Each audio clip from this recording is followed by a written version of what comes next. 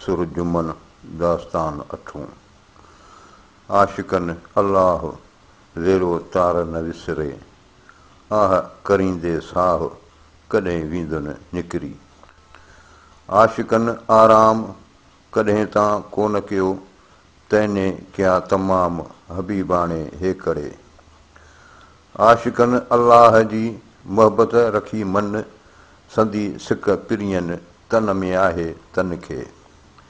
आशिकन अल्लाह जी सदा वाई वात, फज़कुरूनी अज़कुरुकुम तन में इहा तात, इन्हीअ खां कंहिं सायत सॼण वेल न विसरे।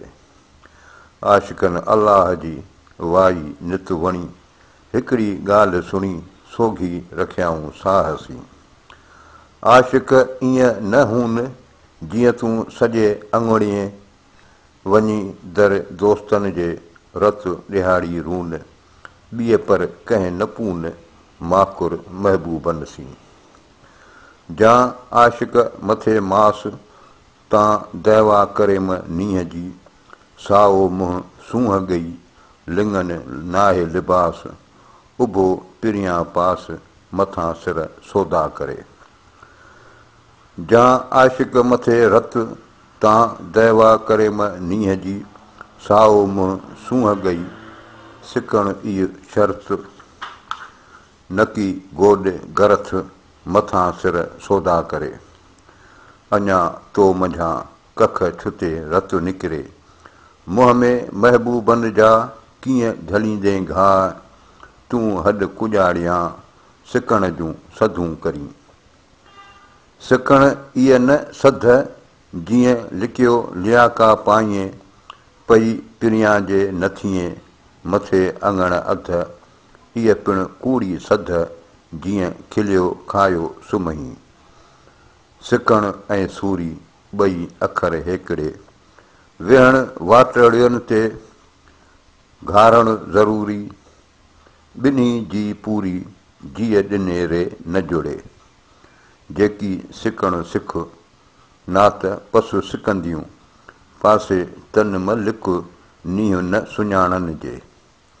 सिक वॾो ई सूर, मोहबत वॾो मामिरो, अठई पहर मलूर, सघो साह त न जिंदड़ो। सिक न आहे सुथरी, खण परूड़े पेर, कुसण धारां केर करे सध सिरात जी। कंहिं चयुई त पाए पेर पिरियां जे पेर में, सेणनि सूर सुहाए तूं सुखनि जूं सधूं करीं।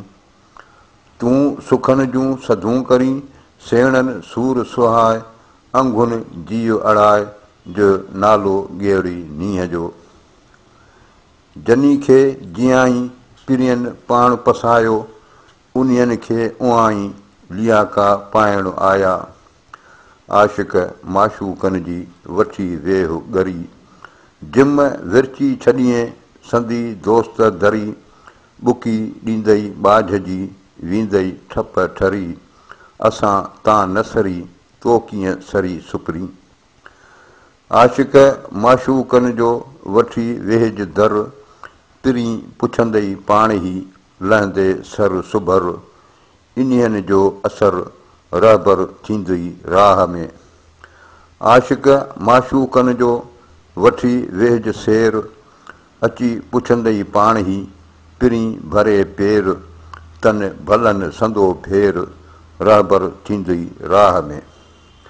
आशिक माशूकनि जो वठी वेहज घट, जिम विरची छॾियईं कलाड़ को हट, उभज वञी उतहीं जिते मोखीअ संदो मट, करे सिर जो सट पीउ जिके पियालियूं।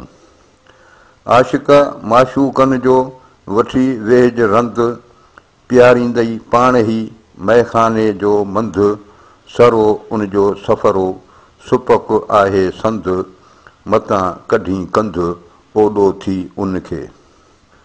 आशिक माशूकनि जो वठी वेह दुखाण, पैज पेश पिरियनि जे पिटे विझी पाण, त तूं तनी साण सदा हुएं सुरखरू। वाई ॻाल्हि की न वञे सुपेरियां जे सद जी सुपेरियां जे सूंहं जी।